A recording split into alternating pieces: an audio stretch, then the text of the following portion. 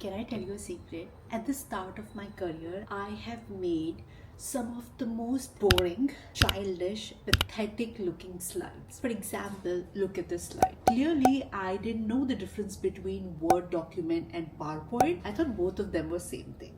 And this one, oh god. I literally thought that a slide is my canvas and I'm going to use the most horrible color that are present in the PowerPoint to make the slide a masterpiece. It is a masterpiece because there is no consistency on this slide. The font sizes are different, the font types are different, and if someone would try to read what is in the yellow box, they will have a headache because I'm using white color, white text on a yellow box. And this one. So I did some great analysis on Excel and I had no idea how to transfer that information from Excel to PowerPoint, and then I realized that there's something called graphs and you can create graphs on slides. So I created a lot of graphs, and believe me not, but I was really proud of this one.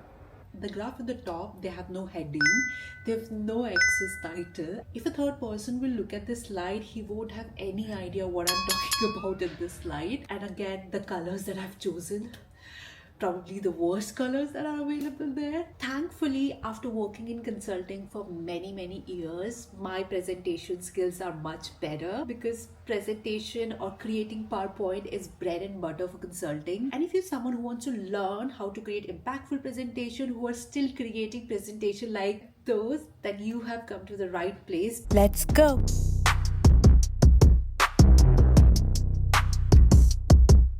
Hi everyone, welcome to Learning Series, a series where I talk about career, professional, personal growth, and today we're going to talk about presentations. So let's get into it. I want to first talk about the 4 key principles before I get into the nitty-gritty of how to create a good slide. The first principle is you need to understand your audience. For whom are you creating this presentation? Is it for operational people? Is it for finance? Is it for marketing people? Is it for one person? Is it for a room full of people? Presentation or your slides need to be tailored for your audience.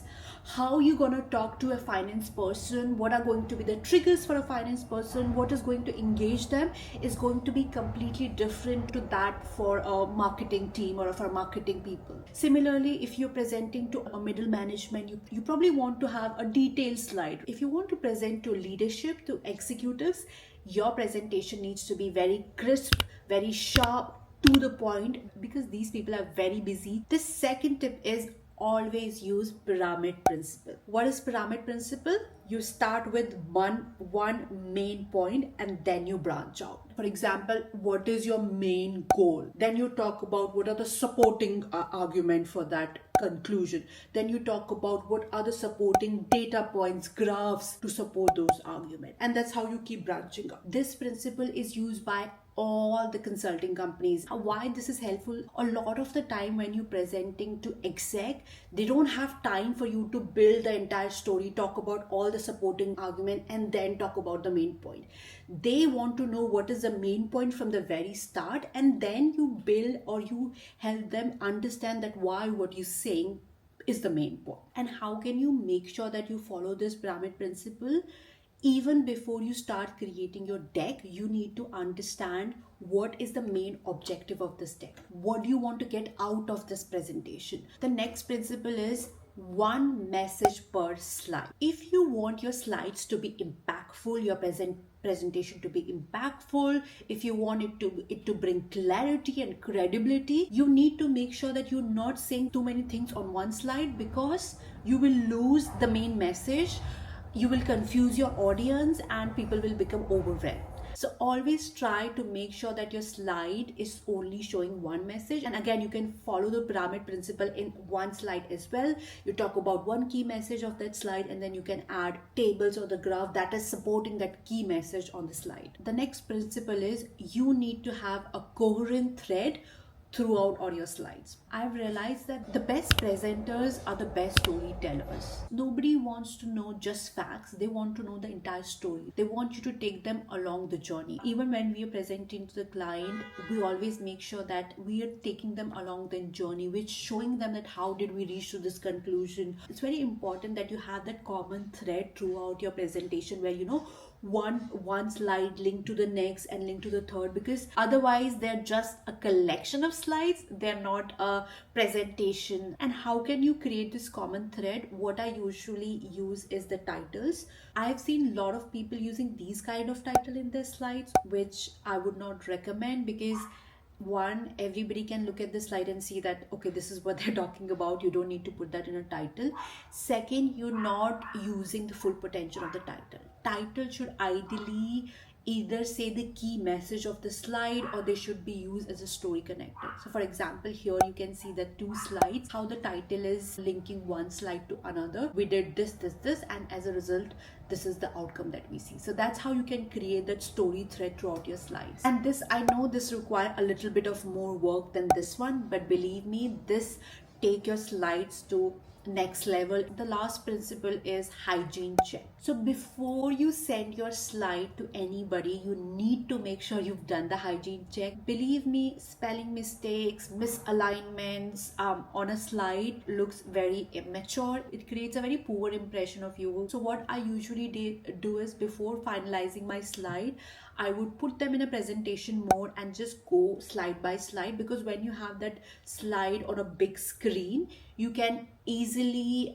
spot spelling mistakes, different fonts, misalignments, and you can correct them before finalizing the slides. Okay, so those were some key principles of creating any presentation or slide deck. And now I want to talk about few mini tips and tricks that can help you in making your slides look beautiful. These tips are specifically related to the formatting of slides. People put a lot of time and effort in creating messaging, but formatting is just left for the end, and a lot of the time that result in a poor formatting of slides.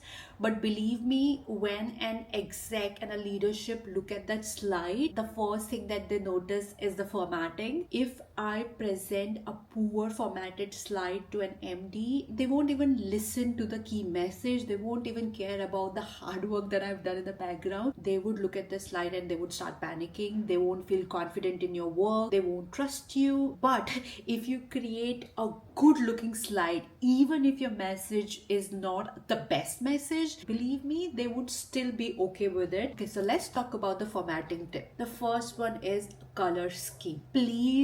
Please use sober color. Unlike me here, sober color makes it look more mature and more polished. Avoid using clashing colors or white over yellow, which is very difficult for people to read. And if you are creating a presentation to apply for a company, use their colors. So every company have their color palette. You can also take the color palette from their logos as well. So for example, if you are creating a deck for TikTok interviews, so I would probably use black, red and green. I think these are their main colors. That would definitely give you some brownie points.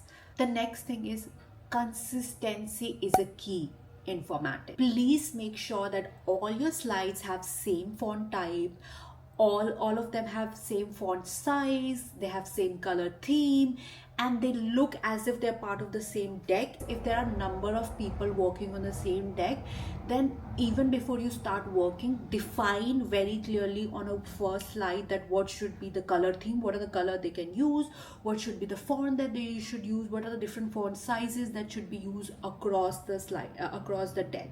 So once you've defined that, even if multiple people work on that deck, it will look like that it is part of the same presentation. The next thing is making your presentation visual. So I always like a slide which is more visually appealing instead of slide which is text heavy. Always try to think that can you convey this message through a graph, through a flow chart, or through a different way of visualizing things.